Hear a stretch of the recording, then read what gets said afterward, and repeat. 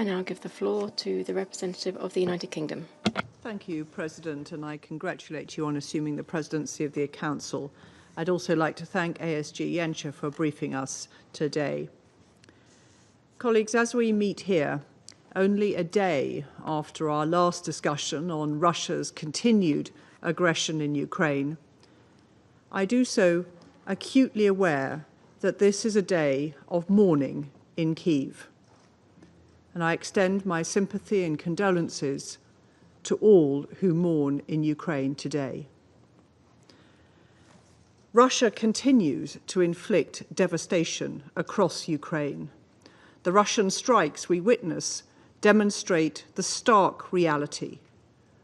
While Ukraine continues to set out its willingness to move towards peace, Putin's response is to kill more innocent civilians. Over the last 4 nights, Russia has fired 487 drones and 10 missiles at Ukrainian cities, killing 64 civilians and injuring over 279 more. On Wednesday night alone, 31 people were killed in Kyiv, the deadliest attack in the city this year. Local authorities have reported that 12 children were among the injured, making it the highest number of children injured in an attack on the capital since the start of Russia's full-scale invasion. Every meeting we have on Ukraine, we hear more heartbreaking stories about civilian deaths, including the tragic killing of a 6-year-old boy on Wednesday night and the hospitalization of at least 9 other children. Russia is unmoved by this. We are not. These are not just numbers. Each represents an individual life lost, a future snuffed out, and for the wounded, a future irrevocably blighted by Russia, as I saw for myself when I visited rehabilitation centres in Kyiv.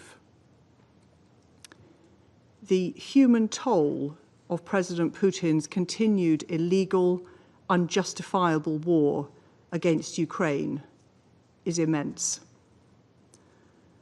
Russia's attacks on civilians, on children, and on civilian infrastructure tell us everything we need to know about President Putin's intentions. Every Russian strike is a commitment not to peace, but an attempt to destroy life and liberty in Ukraine.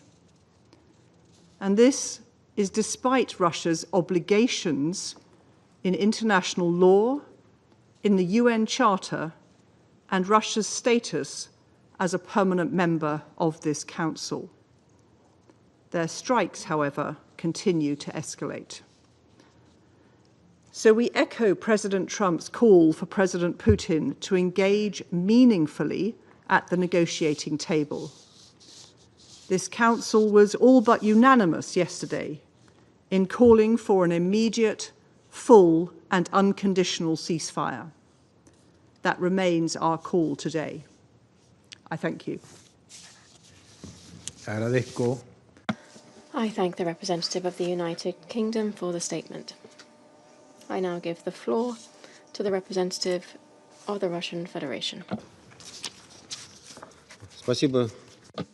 Thank you, Mr. President. I would like to start by congratulating the Pakistani delegation, congratulate you on the successfully completing your presidency, and wish every success to the colleagues of Panama. It is highly regrettable that the work of the Security Council